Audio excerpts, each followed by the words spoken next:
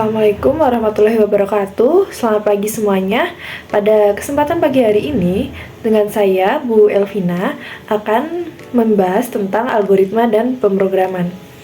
Pada materi kali ini, ada beberapa hal yang perlu dibahas, yaitu tentang algoritma, diagram alir, pseudokode, bahasa pemrograman, dan sebagainya. Akan saya mulai dari pembahasan yang pertama, yaitu algoritma.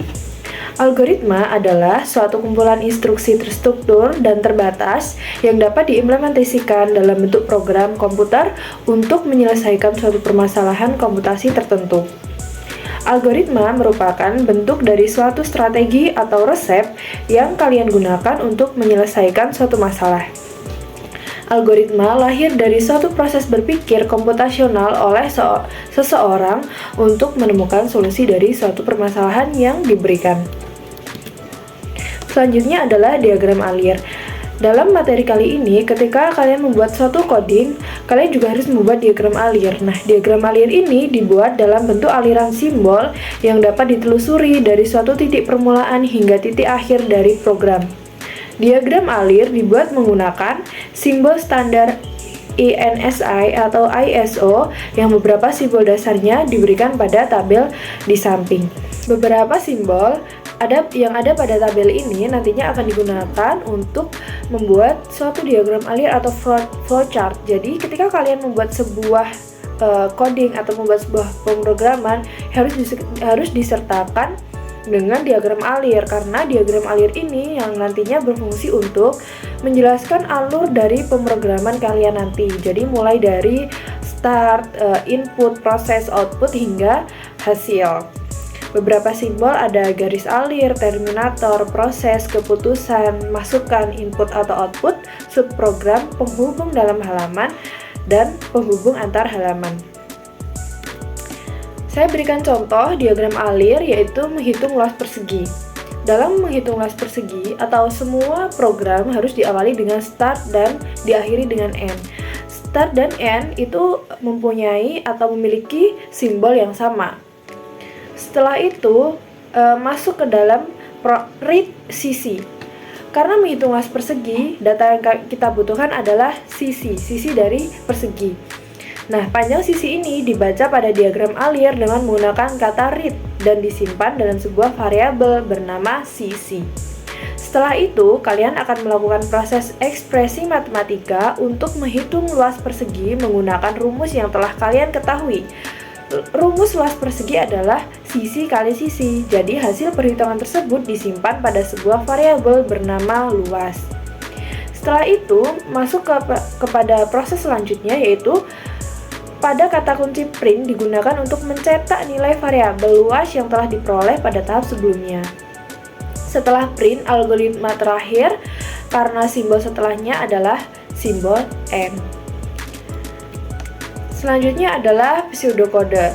Pseudokode atau kode semu atau kode pseudo adalah suatu bahasa buatan manusia yang sifatnya informal untuk merepresentasikan algoritma.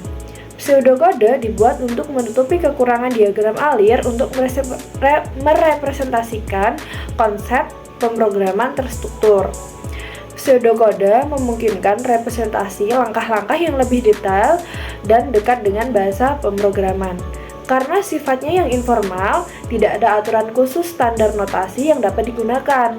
Akan tetapi, ada beberapa prinsip dasar yang perlu diperhatikan, yaitu satu baris untuk satu pernyataan, statement, dan pentingnya indentasi dalam menuliskan pernyataan.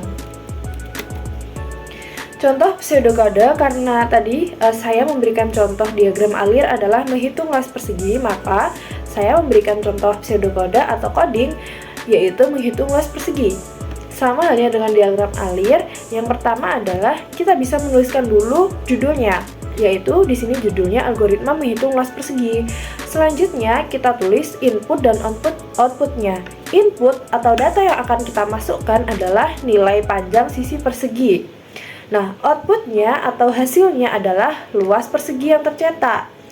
Setelah itu kita tuliskan codingnya, yaitu input sisi luas sama dengan sisi kali sisi.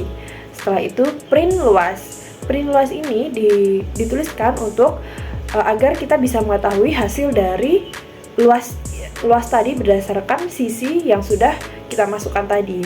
Selanjutnya adalah bahasa pemrograman prosedural. Bahasa pemrograman pada hakikatnya sama dengan belajar bahasa natural atau bahasa manusia sehari-hari. Seseorang belajar dari membaca program terlebih dahulu daripada menulis kode program. Proses menulis kode atau coding dapat dimulai setelah kalian membaca contoh-contoh program yang menjadi pola pembangun program kompleks. Bedanya dengan belajar bahasa natural, teks dalam bahasa pemrograman ini ditulis bukan dilafalkan dan dipahami sebagai teks statis, melainkan dapat dipahami oleh mesin dan dapat dieksekusi atau dijalankan. Seperti halnya dengan pseudokode tadi, bahasa ini merupakan bahasa coding yang bisa dijalankan oleh mesin atau bisa dibaca oleh mesin. Selanjutnya, bahasa pemrograman C.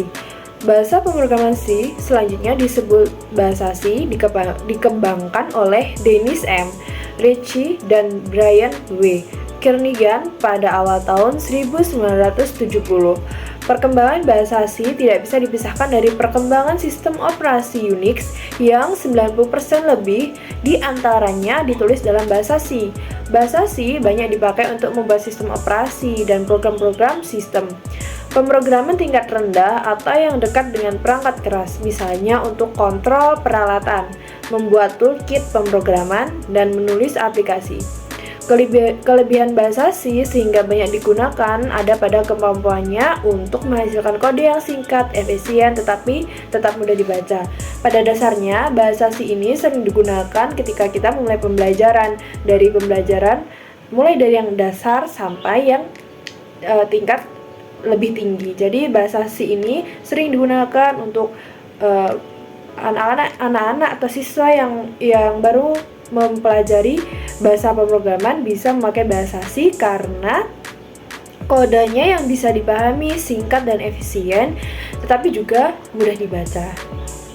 Sekian materi yang dapat saya sampaikan pada kesempatan pagi hari ini. Bila ada kurang lebihnya dalam materi yang saya sampaikan, saya mohon maaf yang sebesar-besarnya. Wassalamualaikum warahmatullahi wabarakatuh dan selamat pagi.